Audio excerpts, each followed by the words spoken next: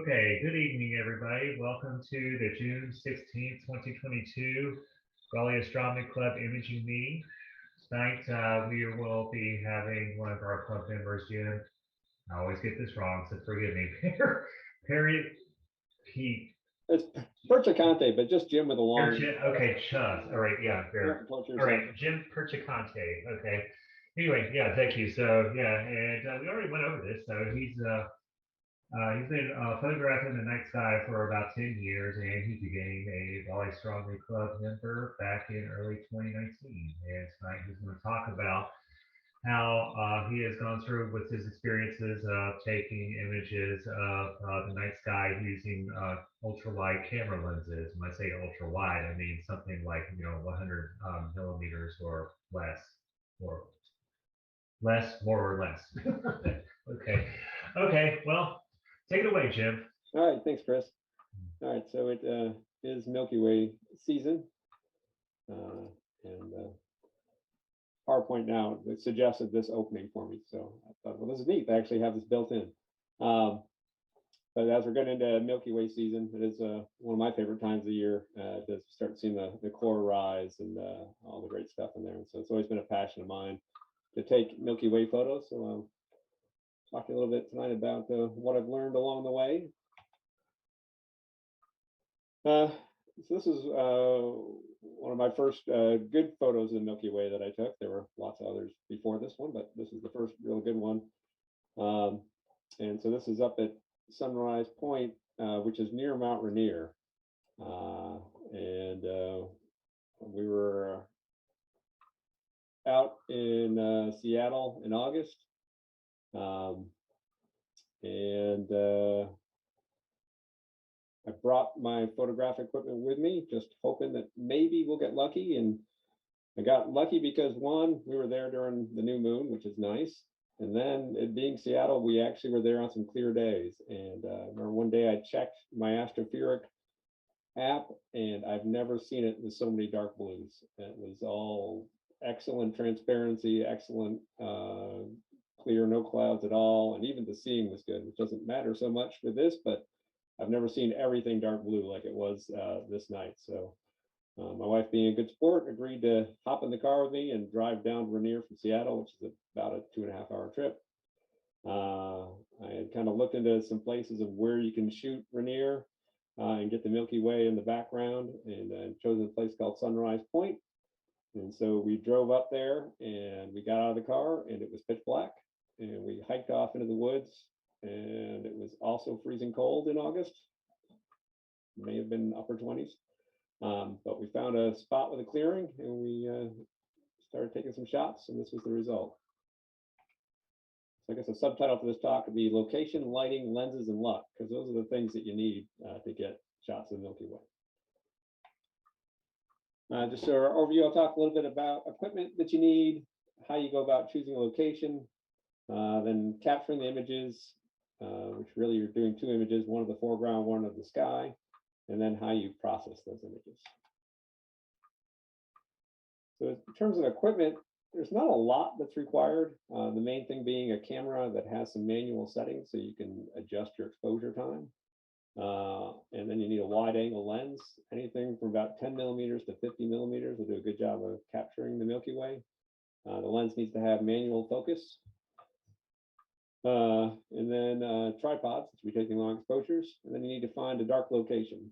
And you have to have the right time where there's no moon and no clouds. For optional, you're probably going to want to take multiple images and do some processing. So I've kind of got these in order of preference. So probably the most likely thing you're going to want to have is some processing apps. Starry Landscape is on the Mac only. It's the one that I started off using. It's very user friendly. You really just kind of put dots on here. This is the ground, and these dots are the sky, and it does all the masking for you. And it stacks the sky and stacks the ground separately, and does a nice job and makes it all very easy. So it's a great starter one. Nowadays, I do some Deep Sky Stacker, but mostly I'm using PixInsight, Lightroom, and Photoshop for some of these. And I assume you can do it all in Affinity too, but I haven't used that. The other thing that's more of a almost need, not so much a nice to have, but some sort of remote shutter so you're not touching the camera. And then an intervalometer, you can just set it to take so many exposures, is also very nice. Because this also involves carrying camera equipment in the dark and the cold, a headlamp always comes in handy. I've listed some of my favorite planning apps. PPE is the photographer's ephemeris. That kind of lets you look from anywhere. You can kind of put your spot anywhere in the world at any time and see what the sky, so you'll know, like, well, if I'm at this point near Rainier, where's the Milky Way at this time? And so it's a nice planning app for kind of, like, where do I want to be located? Probably familiar with Sky Safari and Stars and Stellarium. They're also good for letting you know just when the Milky Way is rising and what direction to look. And then Astroperic is the weather app that I use. Further down the list, I have a sky tracker. I started off not using a sky tracker, and now I use a sky tracker. I'm starting to get to the point of, for the real wide angle stuff, the sky tracker is not adding anything, and in some ways it's making it more difficult. So when I'm shooting with my 15 to 30, I'm probably going to stop using sky tracker. It's still good when I'm at the longer lengths, but at those really short lengths, you're better off just taking a longer exposure and not having your foreground move all over. Modified DSLR, if you want one of those nice juicy hydrogen alpha bits in the Milky Way, which there are plenty of. Gaffer tape comes in handy for a couple of things. You can use it to hold the focus on your lens. When I was shooting just this past weekend, on my third set of images, I was doing a little bit of a panorama, and on the third set of images, I must have either just touched the focus ring or maybe just moved a little bit when I moved the camera, but my third set of images were just slightly out of focus, so I couldn't use that set. Another thing that's nice is an L bracket, which I've got one around here somewhere. Just one of these for, trying to show that, well, the camera just wants to turn it into Milky Way. But that's so that you can put the camera on its side, and then if you're shooting panoramas, you can shoot them in portrait mode and stitch a bunch of them together and get a lot of the sky in it at the same time. All right, what else? And then there are light pollution filters out there for this type of photography. I haven't used them. Some people say they work reasonably well, so it's an option. This is my main setup, just a tripod, Canon DSLR. This is the Tamron lens that I use most. That's a 15 to 30 zoom lens, f2.8. I've got it on the Sky Tracker this time, but that may be the last time that this lens sits on the Sky Tracker. And then I've upgraded the base of the Ioptron Sky Guider with a Williams optic base, which I just find is sturdier and a little bit easier to use. And then I add an extra weight because this lens weighs a ton. One thing to know about if you are using a tracker is that when I was out at Rainier, I had the Ioptron base, and I didn't find out until I was already down a dark path in the cold that it stops at 45 degrees. And after 45 degrees north latitude, you have to spin it around 180 degrees and use it in the other direction. I didn't know that in the dark and the cold, and didn't discover that till the next morning. The Williams Optics versions has a similar limitation when you get below 30 degrees latitude. They tell you to buy the low latitude model for another $200. But if you go on some YouTube videos, in about 5 minutes, you can do some adjustments and make this the low latitude version, and then change it back when you're out of low latitudes. We needed to do that when we went to South Texas, and we were in Terlinga shooting. Hey, Jim? Yeah. Couldn't you just like simply, take some weights and just adjust the tripod? And angle the tripod a little bit. I think it'd be so off level that it wouldn't track as well over the course of the night, but I don't know. Yeah. Okay. And then this other photo here, this shows really minimalist equipment. I didn't realize that my iPhone could do this, but when I was taking this photo on the left, my first shot was without a flash. And I guess my first time doing this with my iPhone 13, and it's did a nighttime shot for me. So I was able to take a picture of the Milky Way with a handheld cell phone.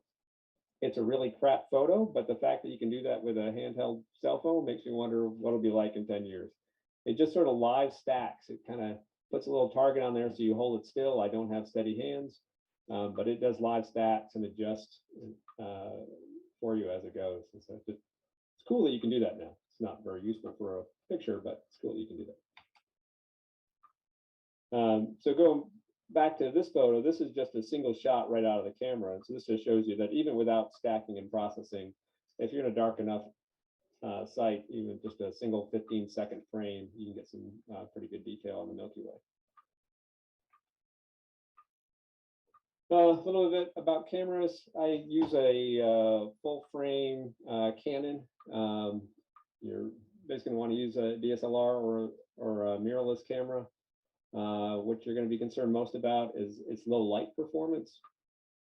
So, as opposed to when we're shooting through longer focal lengths, and we get concerned about just what our pixel scale is and having smaller pixels. With Milky Way photography, bigger pixels are actually better because you don't have to worry so much about scale because your scale is huge per pixel. But the more light you can gather in each pixel and overwhelm the noise, the better. So bigger pixels become better for Milky Way photography. Now, the other consideration is, do you want to get a modified camera, which you can get someone to do for you, or you can find a couple of the cameras out there come astro modified. I think the Canon mirrorless, they had an astrophotography version of the new mirrorless one. It was out for a while. They may have discontinued it. It was a little bit on the expensive side, but it took some nice photos. And then you consider if you want full frame versus APS-C. And it's really just comes down to just how big of an area you get when you shoot. You do begin to reveal more limitations of the lens with a full frame. If you're looking for somewhere to review which camera to get, I find Lonely Specs got some good examples. And then DP Review, they will let you do side-by-side comparisons of cameras, and you can check the different ISOs. So I find that helpful for low light performance.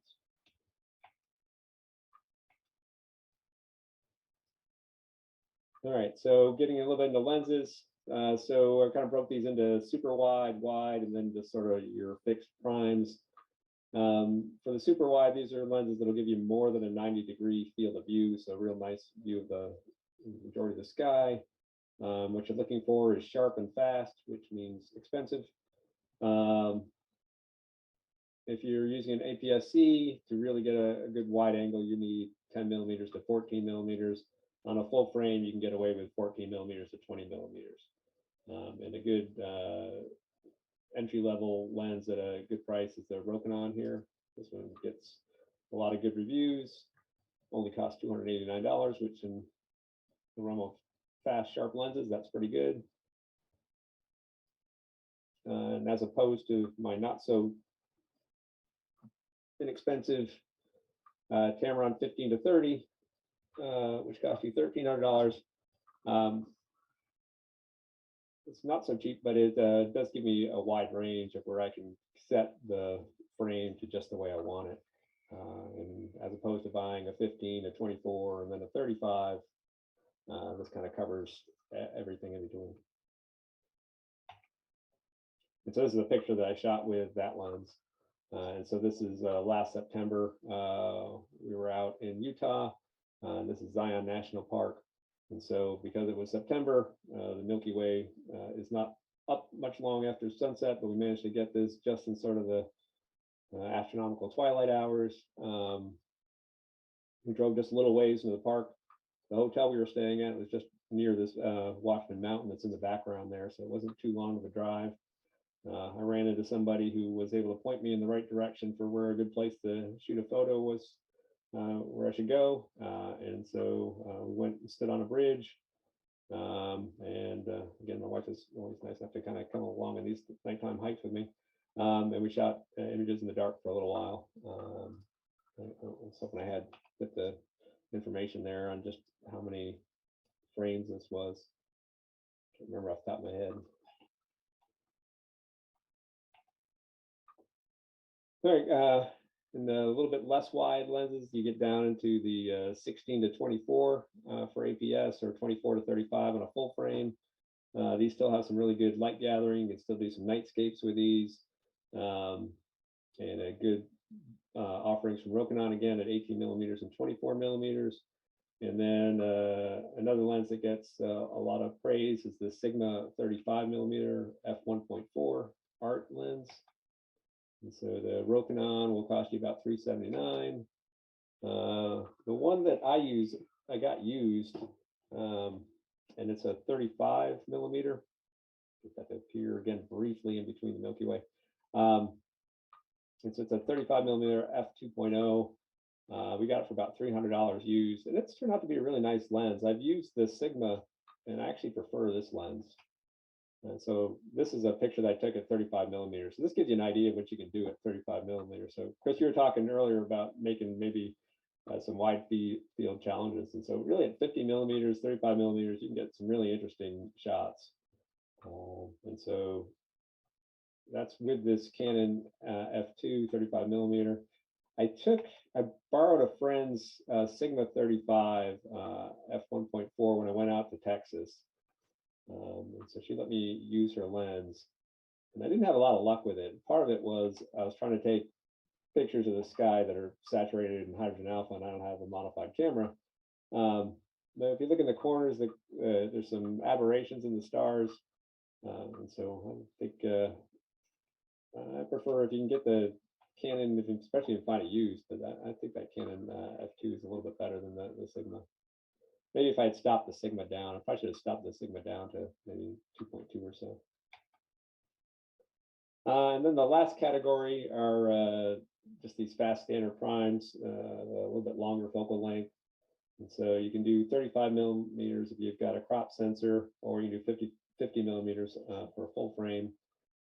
Sigma makes an expensive version. Rokinon again comes in with a good budget version. And this is the one I've got. Disappears. It's kind of stealth mode. And it's a Canon 50 millimeter f1.8. It's called the Nifty 50 because it goes for under $200. And so that's it. So you can get this one now for 180 bucks. And it's not a great lens, but for the price, it's a good value. And so this was, I think, this is maybe the only shot that I've taken with it. I need to get it out and use it a little bit more. But this was just kind of fooling around after I'd finished doing what I was planning on doing for the night. I just stuck it on the camera and took just a few frames. I think it was like a total exposure time of 7 minutes, all I got.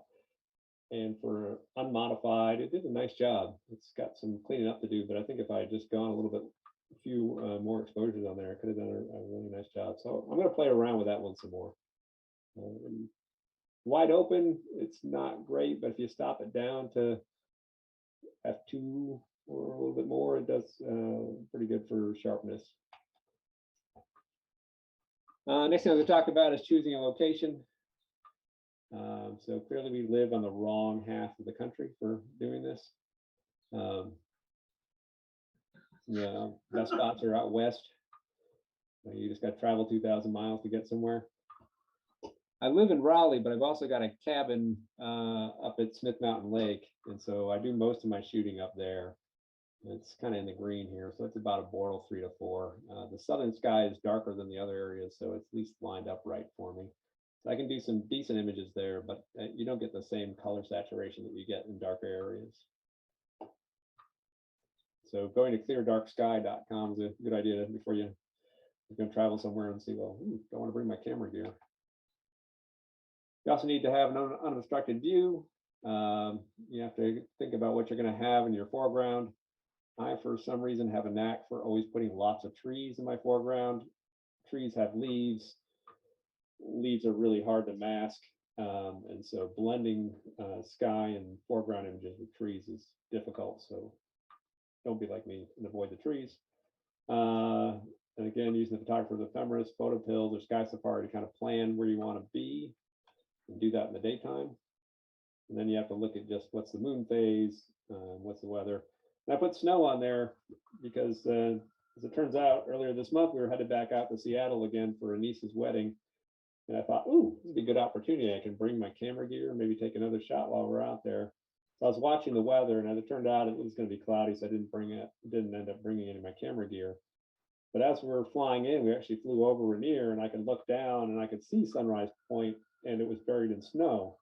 And so when I read about it, like even though it's June, the parking lot's closed, the hiking trails are filled with snow. So just another consideration when you're heading out in the middle of nowhere, even if it's June, it may be covered in snow. And then a little bit about when you're shooting the images. The images tend to look better if you've got some foreground elements in there.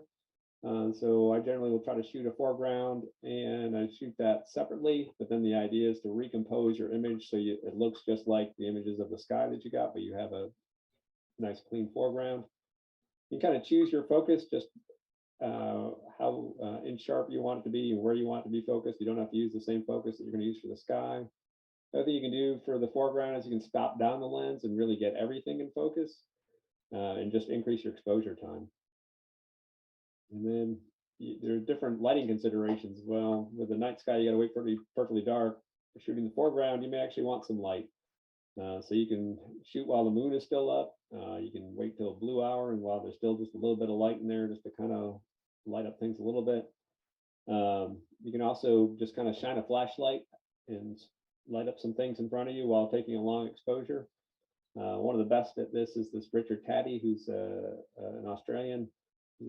He's got a YouTube channel, and I like to watch his videos on how he does that. He makes some really nice images by just lighting up his foreground. He just walks around with a flashlight and then just layers in the areas that he wants. And the other thing is you just keep it dark, and that makes a lot of it a lot simpler if you just go with sort of silhouetted. And then this last line is just for me, who sometimes will set up the tracker, turn it on, and then forget to turn it off when I'm shooting the foreground. All right, so going back to taking this image. So this was, once we got set up, determined a exposure time that I liked, and framed it at 15 millimeters. And so they were shooting 15 seconds. Don't be afraid of high ISOs. I did 3200 on this. I probably should be doing more at 6400. ISO in these cameras, it doesn't really change much about the sensor. It's more just how the data is displayed. And it's a lot like sliding the slider along in Lightroom. So it's not really something to worry about using high ISOs. You can use 6400 or even faster. First thing you want to do is you want to make sure your manual focus is on. You can't use autofocus on the sky, it won't work. You also want to turn off image stabilization, as that'll introduce some extra wiggling in there. You then want to zoom into a star using the screen and zoom in as tight as you can, and then focus. And I like to focus wide open, and then I like to stop down a couple stops when I'm actually taking the images. Again, use a high ISO. And then for exposure time, I think most of us heard of the rule of 500. I find that 500 gives me some elongated stars, so I tend to use the rule of 300. And the way you do it is you just take the 300 and you divide it by your focal length. And if you're using an APS-C, then you have to use the crop factor in there and multiply it times that as well, because that effectively changes your focal length. But I find that 300 works better than 500. That 500 just gives me too long of star trails. And as long as I've got a fast lens, then I'm usually okay. I can just shoot at 14 seconds. And this is all for if you're not using a tracker. Now, this particular shot, my plan was to use a tracker, but then because I couldn't get it set up, I didn't. And in many ways, I think this comes out better than when I have used a tracker. And so this is one of the things that happens then when you stack. So now you've stacked your sky and you've gotten rid of the noise in your sky, but you've also blurred your foreground. And so just keep in mind that one of the things you're going to have to do is replace your foreground with one of your nice still images. So make sure that if you are using a tracker, that you do get some images with it taken with it off, so you can replace your foreground. And again, trees are a pain to mask, so try not to have a bunch of trees like I was in town.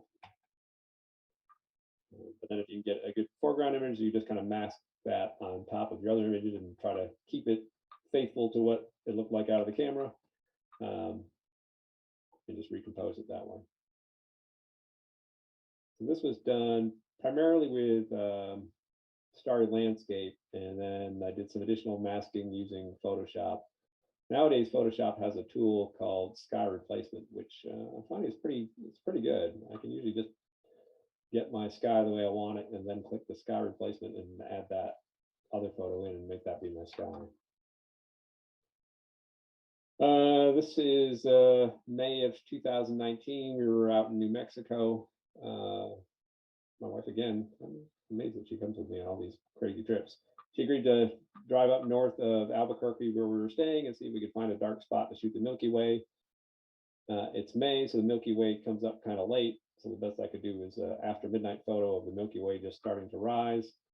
And then because I drove north, those lights down there is Albuquerque 70 miles away, and to the left is Santa Fe, also about 70 miles away. There's still a lot of light pollution, and those clouds in the sky in front didn't help either. It still made for an interesting sky, and it's kind of fun to shoot. But this was just, I only did 20 by 6 seconds, and so it was only 2 minutes.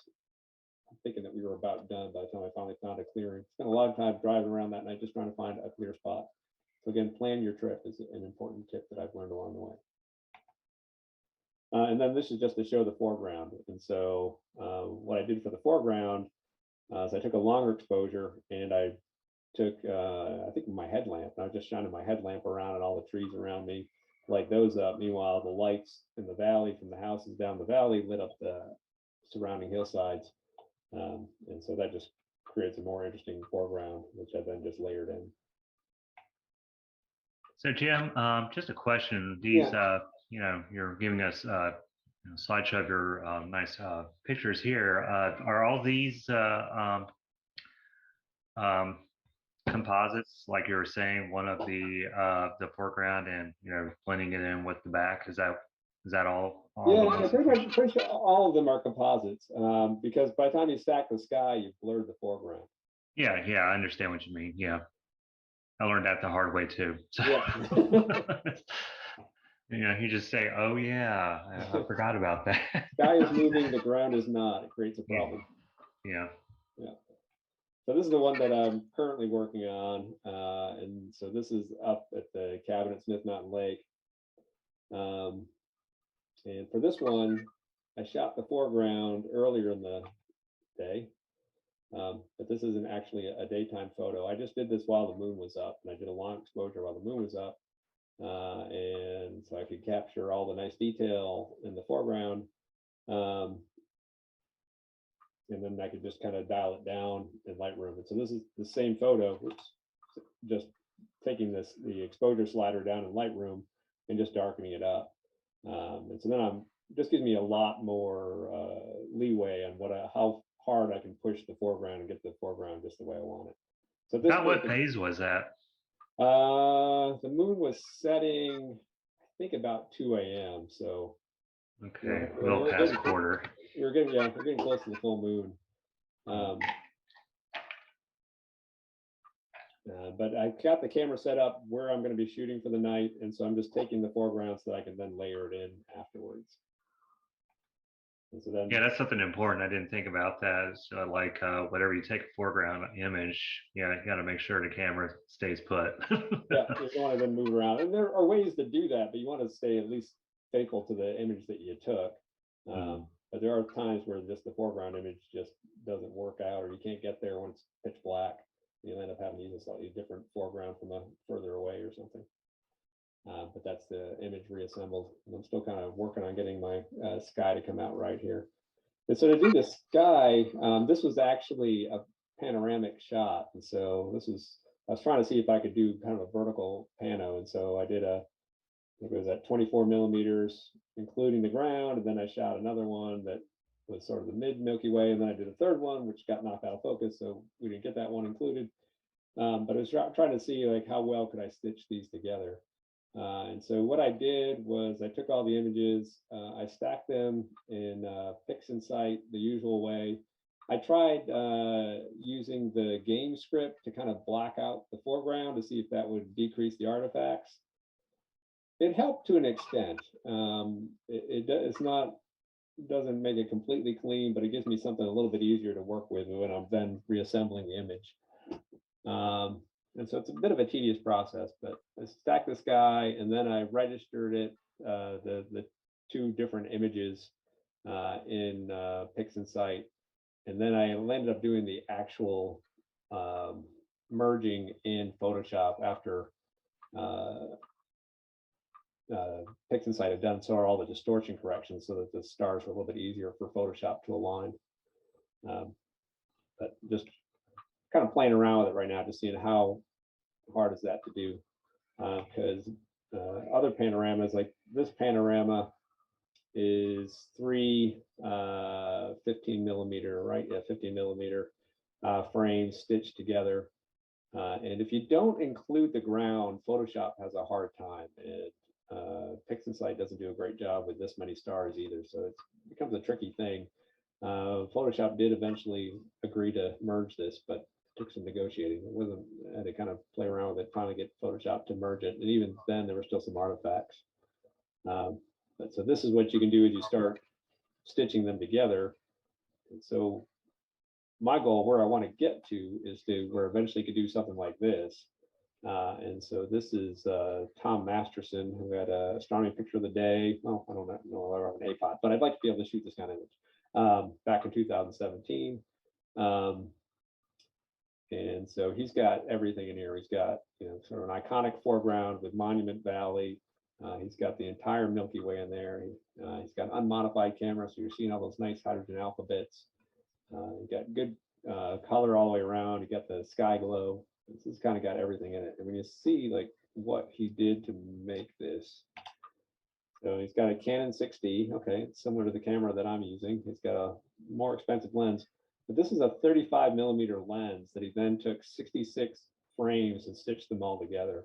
My God. So the sky is moving, so you don't have all night to take 66 frames. So I don't think he stacked them. I think he did 13 seconds at 6400 and then moved on to the next one. And my guess is just that at this scale, like once he's got a picture that's 66 different images, you just kind of lose the noise. But that is quite a bit of work. Most of the panoramas you see tend to be shot at more like 24 millimeters, and they'll do 6 or maybe 12 different panels. But he went overboard here. He did 66. That is just a beautiful image. To be somewhere like that and have everything working where I can figure out how to take a panorama like that. You know, something I've always wanted to see is somebody do like a photosphere, because I think that's the the next level of where you can take something like that, where you would have to take like this like he did here, you know, a bunch of frames of the night sky. But I imagine if you were to do the same thing like I'm thinking of right now, he probably would have to do I don't know, like 100 of them with a focal length that's like maybe half 35 or something like that. Yeah. It'd just be kind of cool just to like do a photosphere of, hey, you know, out here, where was this, Monument Valley, and Yeah. you know, you look around and whatever. But I don't know, I'm just saying. Yeah, I'm not even sure like how you even go about stitching all that together, but even this would be intimidating. But it's a really cool thing to see when they get it done. And then the last thing you can do when you've taken all these images is you can just turn them into a time lapse. And this is something I like to do when there are a few clouds around and I can't take the images I was going to take anyway, but the clouds add a little bit of interest. And then you can add some funky music to it. It makes a nice little relaxing video.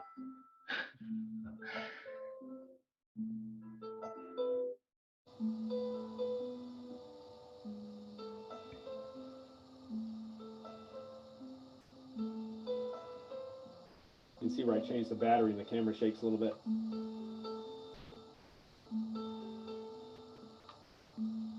Wow, you had like an eruption of meteors there. Yeah, there are a few meteors and then there are a lot of satellites. There were a few meteors that went by. I can't remember just what day that was. Nope, don't play again. I just want to see the date. I don't have the date on there. But to do that, so that was 740 frames, which at 24 frames a second makes a 30-second video. And I just set the camera up and set it down to 15 millimeters and got as much sky as possible. And just had it shoot away just one frame right after another.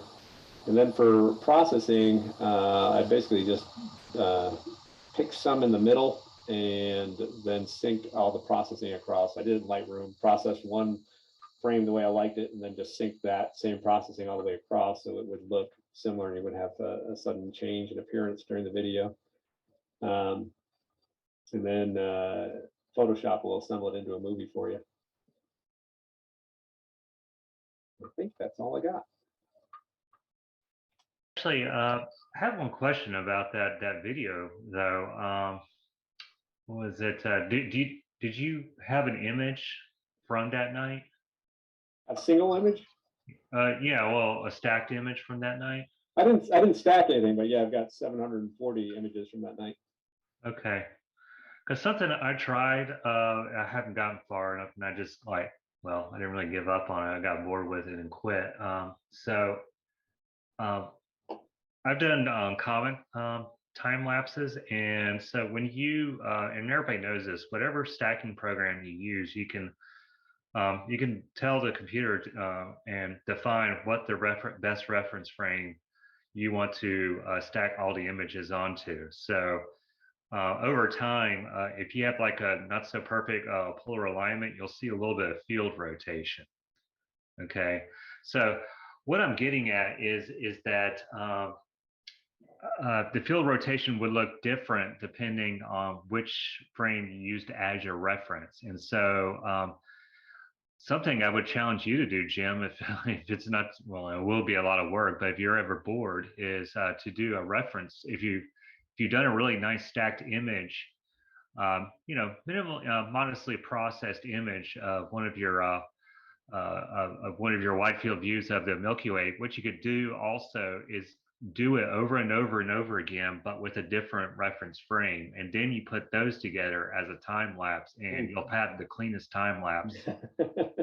No, I'm dead serious. It does work. I mean, yeah, but it'll be tedious. So, okay. Well, I've seen some very clean time lapses and I've wondered how they did it, which was it.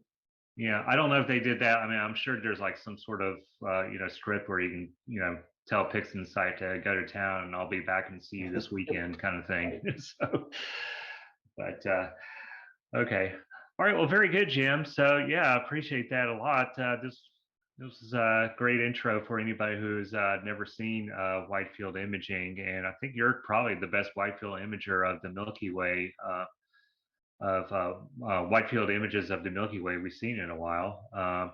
Probably one of our other good veterans is Joe Pettit, and he's mentioned that kind of pretty much the same kind of tidbits you're talking about as far as like getting an image of foreground objects during where you still have moonlight and whatnot. But anyway, so yeah, I thank you. Anybody have any questions? Yeah, Jim. Just curious, like what the slowest lens you've ever used might be, and then recommended speed. Like most of what you were showing was pretty fast, and I could see that being good. But you can get a decent image with the kit lens, and I think those tend to be around f3.5, f4, and so you can get away with some of that, especially now with the cameras doing so well with the higher ISOs. You can get away with stuff now that you couldn't get away with before. And so I think you're okay at f3.5, f4. Okay. Actually, there was something else, looking through your presentation, as you were going through your presentation, I didn't know you were going to cover it, so I just kept my mouth shut. But you're using all these short focal lengths lenses. I was wondering how do you go about keeping dew off your lenses? Because me, I hate using dew strips and whatnot, and so you can only put but so long of a dew shield on these wide-angle lenses before it starts to vignette the edges of the field of view of the sensor. Hand warmers, Chris. I use hand warmers. Okay, hand warmer. Oh, okay. All right. Sorry. You do the same. You do the same thing, Jim? But most of the stuff that I do is so short. Like a lot of them, you look at my total integration time for a big wide field, it's not all that long. So if I'm doing something that's much longer, like when I did that time lapse, which was 740, I just take the dew heater that I usually have on my refractor, and I just set that up on my camera lens. Okay, very good. Okay, so typical dew heaters and hand warmer. Actually, I used a hand warmer once on the lens. I take 3 hand warmers and wrap them with a rubber band around the lens. And it's worked every time. Very good. You don't get any focus shift from that or whatever? No, very, very simple. Oh, I've done okay. that too, also on the guide scope. Yeah, I do too. Even now I do it on the guy. I have all the other stuff, but I find the hand warmer is easiest on small things. Yeah. Fewer cords, fewer less electricity. Okay, does anybody else have any other questions? No? Okay, well, again, thanks, Jim. And let me do, let's see. Let me look at this. There's something I wanted to go over here, and I can mention it when we do the record, when we actually post a recording on YouTube. So John Spicer was talking about back focus, and I thought I'd just give just a quick rundown of the kind of imaging train I use these days, and to explain better how back focus is important when designing your imaging trains. So let me try this out. I don't know how well this is going to work. I'll share my screen.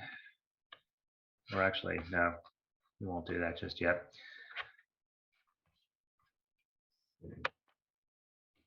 No, let's do this instead. Okay, so everybody see that? Yep. Okay, very good. Okay, so let's see if I can get this thing to move down. All right, very good. Okay, so what I have here are just 3 tabs of components that I use for, like this guy right here, a focal reducer by Teleview. This is a pretty popular focal reducer. It's been around, as you can see, since 2008. As far as I know, they still make it. But the reducer has a back focus of 56 millimeters, which means that from, like it's laying out right here, from the very edge or the top plane of the reducer, that is where you start to take your measurements as far as back focus. So from this point all the way to, as like they're demonstrating here, you need about 56 millimeters. Now you can see how right here, 56 millimeters plus or minus 4. So you got a little bit of play there. You have 56 plus 4, that's 60, minus 4, that's 52. So you can, if you stay within that range, everything should be fine. So again, I use this reducer, but the components, I put it in front of it to reach the 56 millimeter back focus recommendation, or at least in that range. What I use is, let's see, I'm using the ASI 183 here, and it has a back focus. Let's see if I can get it to go down here.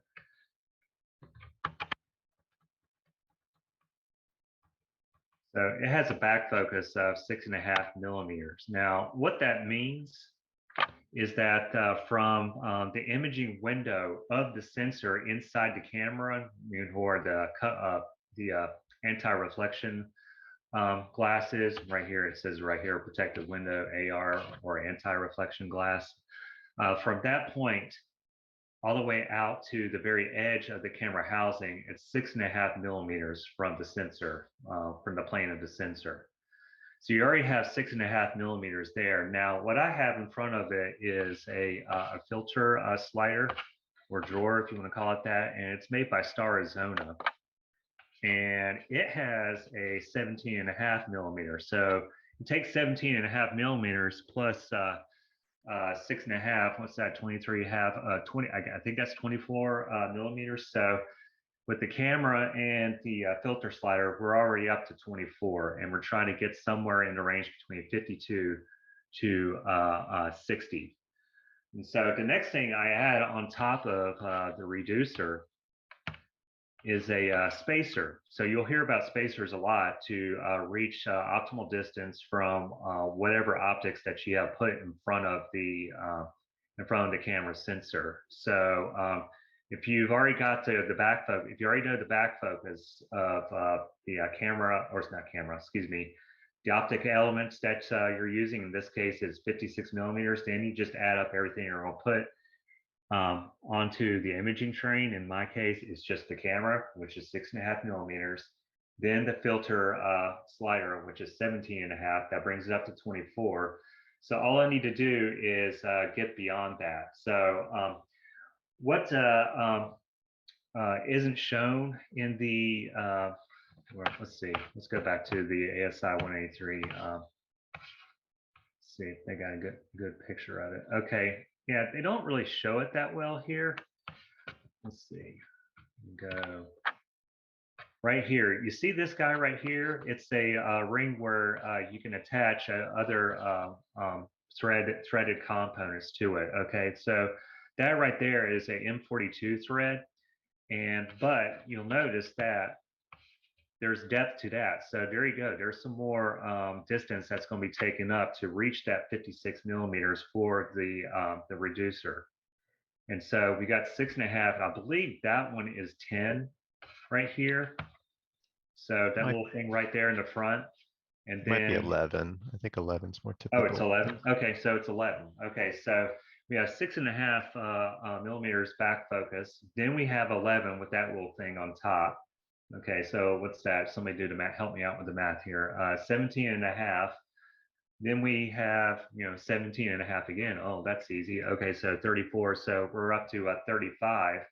So all I need is to get to 56. All I need is, see, 35, 20, 55. So I only need 21 more millimeters to get to 56.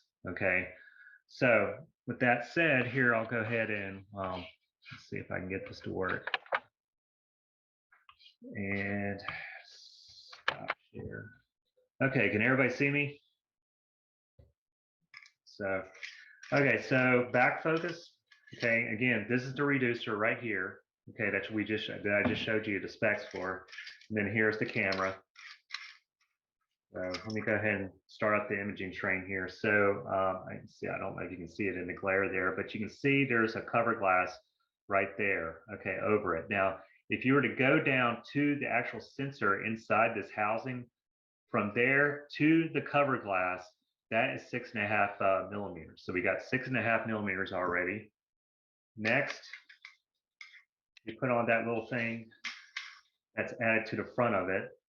I got that on there, so 6.5 plus 11, that's 17.5. Next, I put on, if I can get it to work properly here, because I'm doing a lot of things at once.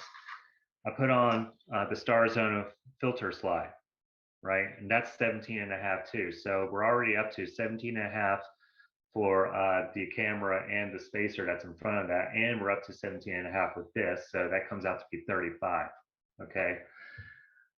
Next, what do you need to do to get to that 56? Well, kind of already saw it here, but man, this is a long thread. Okay, I unscrew that for a while. Okay, so from this very edge right here of the reducer, that's 0, okay? And we have 35 with this guy. Well, I'm gonna need, see, 35. I'm gonna need another 21 millimeters of space between that to reach optimal back focus, which was 56 millimeters. And I don't know if it's by coincidence or whatever, or if this 56 is a common back focus. I know 55 millimeters is a pretty common back focus for reducers. But what's nice is that I didn't have to buy any spacers because the ZWO camera, most of them come with these, at least the 3 that I have gotten come with it. They come with their own set of spacers. And in the case of this one right here, this ZWO camera I just showed you, the ASI 183 mm, it has this guy and it's 21. And so there you go, kabam, 56 millimeters. So I got that. I put that spacer on top of the reducer here, so 21. Back focus of the camera plus the actual or the attachment area in front of the camera housing, and then the filter slider that is 35 as well. So 35. Well, you get the point. I don't feel like fixing this right now. So anyway, there we go, 56. So that's how you what is meant by back focus and what you need to reach. And most of the time, what's going to happen is it's your spacers right here between all this part, all the stuff in your imaging train, and to your to the reducer or whatever elements that you have that have a specific back focus. It's this area right in here is where you're going to need to integrate your spacers, okay, or figure out the mass of how much spacing you need in mil. A little bit long and drawn out, so I did that just in case anybody else wants to like come over here and check out this part of the recording, just in case they need to know everything about back focus, of how to reach or getting proper back focus for with whatever optics you're using. So anyway, okay, so I'll shut up and we move on to the next part of the meeting where we show off our images that we've obtained since last meeting. So from May to June, so we're into June. Anybody have any thing they want to share? Chris, I can show some of my Milky Way things as well if you want, but they're not recent. Up to you. Anybody else? Hey Chris, Steve here. I've got a couple things that I've done recently. I'll be willing to share. Not Milky Way, deep sky stuff. Yeah, go for it. Go ahead. Sorry to shut you down, Steve Christensen. Hey, Steve, go ahead.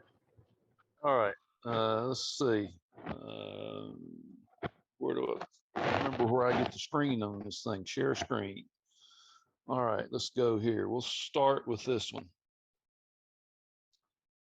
This is an image of Markarian's chain that I took from down in Terlingua at the end of April. This image and the next image was sort of the catalyst for causing me to go pick up the ASI 2600. What I found when I was down in Terlingua, the first day we were there at the end of April, was 103 degrees.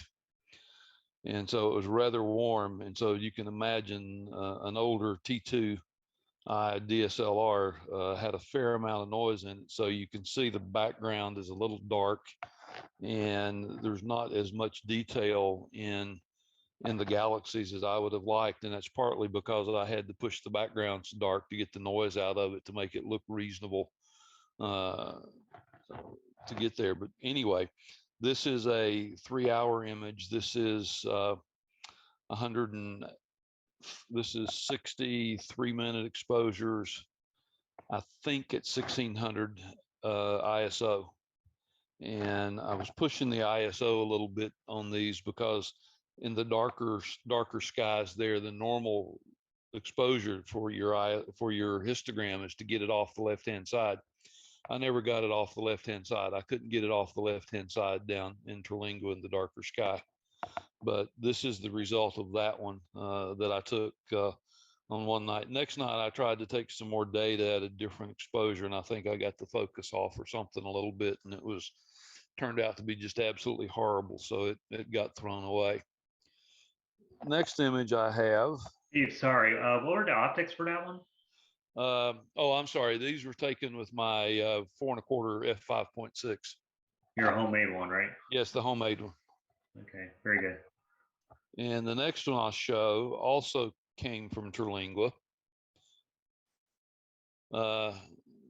This one is M81, M82. This is a 3 hours worth of 5-minute exposures at 1600 ISO, again with the T2i, with the 4 1/4 f5.6 homemade one that I had there. Both of these riding on my Atlas EQ-G mount. And so this I took partly because I wasn't sure the Markarian's chain was going to turn out with anything. And I said, well, what's something easy? I can go shoot a little bit here and at least get something out of 4 nights here. So this came out of this one, turned out okay. But the combination of these two and the dealing with the noise is what pushed me to the 2600. So last week I got the 2600.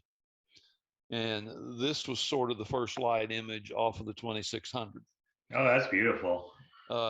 This was taken at gain of 100. Center temp was 5C with an offset of 50. Taken from the driveway here at the house with something just past the first quarter moon. This is 2 hours of exposure taken with the 8-inch f6. 2 minutes each on the exposure. So that's why the 62-minute exposures, I guess, stacked up for this, and with all the calibration frames anyway. But I'm so far well pleased with how the first light turned out on this particular thing, particularly given the bright sky we had here with the little bit beyond the quarter moon. This is the MC, right, Steve? This is the MC, yes, the MC Pro. I opted to go for that one because I'm too impatient to do the filters, and I'm too cheap to go buy the filter wheels just yet. Plus, part of the reason I'm so impatient is I've got a very limited window here at the house, and so it seems to be me to be more reasonable to try to shoot essentially all 3 filters at once and give up a little bit in the resolution than trying to get the filter wheel and 3 filters going, given my limited window and limited opportunity. Image pixel scale, the pixel scale with the 8-inch f6, which this one was shot in, and this camera is 0.64 arc seconds per pixel anyway, so it's got plenty of resolution and pixel scale to do some decent things with. Yeah, that's really nice right there. And the And pretty much, yeah, you got that one camera. I can only imagine what the other ones would have looked like. I mean, until he destroyed it. I mean, yeah, and so we'll see what happens. I may have to go back and reshoot some of the other things I've previously shot just to see the difference in the combination of cameras and processing stuff. And the other thing that the ASI camera let me do, gives me the ability, is now to do some different things in terms of doing lunar planetary stuff and maybe even some EAA if I wanted to. But this is an image of the moon that I took the next night. This was taken last Friday, where the M13 pic was taken last Thursday. This was taken last Friday. And I did this with Sharp Cap and Astro Surface, again with the 8-inch f6. But what I did with this is sort of adjusted a live view to the point where it looked reasonable on the screen in terms of the exposure, and then took 3-minute video of that and captured a 3-minute video and went through an Astro Surface and then stacked probably the best 5 or 6 frames out of that, and then sharpened it up with Astro Surface's wavelet processor. And this is what the result that came out of that one from that quick experiment that I was trying. As much as anything, this was just a, how do I make Sharp Cap work, and can I do this sort of a deal? Because Sharp Cap with a DSLR doesn't work very well, and so this was really the first opportunity to do something with Sharp Cap. that's really, yeah, that's pretty impressive. So Now you got my wheels turning. I was like, should I lose some more money or not? I mean, so, well, my wife will tell you, I thought I contemplated for weeks ever since the trip to Terlingua until I finally pulled the trigger on this one. What do I want to do with this, and which way do I want to go, and which one of the many camera options do I want to get? And I finally opted to go because, as somebody said, the technology's moving on. My view of the technology, when anybody asks me about laptops or computers or whatever, is this: buy what will do the job, because, and what you would like to have, because whatever you buy is going to be obsolete in 3 weeks anyway. Absolutely. Right. So I opted to go with a little higher end, just because I think it has more capability in it, but also B, I didn't want to get myself in a situation where I was feeling like, oh, that thing's obsolete now, too soon. Yeah, I understand. Okay, anybody else? Sure. Get the screen shared here. So that's just my background. So I've been shooting with Rokinon 135 millimeter and the ASI 533 MC. So this is Lagoon and Trifid. It's hard to shoot from my house. I got about, a little over an hour and a half total. I'm still playing around with this one. This is probably I'm not sure I like the pink aspects of this one as much, but I don't know. Looks nice. I've got other versions where it doesn't show the blue quite as much, and you don't get as much of the contrast within the nebula, but it's also got different colors for the background. So I don't know. I'm not sold on it, but it's not bad. No, that's pretty nice. Thanks. Why do you choose the 533 MC instead of the 2600 MC? What's Adapters, ability to connect it to the lens. The back focus I had the Canon version of the lens. I don't know if it's true for other manufacturers, but the back focus is 44 millimeters. So that's what I could do. I've got the adapters now, so I've had to custom order a part to do it, but I have the adapters to get the 2600 onto it. So I'll probably go back to the Spree for a little bit and then switch back at some point to try it out. The ZWO folks claimed that now, which lens do you have? Do you have the EF lenses, the EOS lenses? It's the EOS. Right. The ZWO is advertising for about $60 an adapter that's supposed to work with the 2600 in those lenses. Is that not it's working? true. I've got the 2600 mm.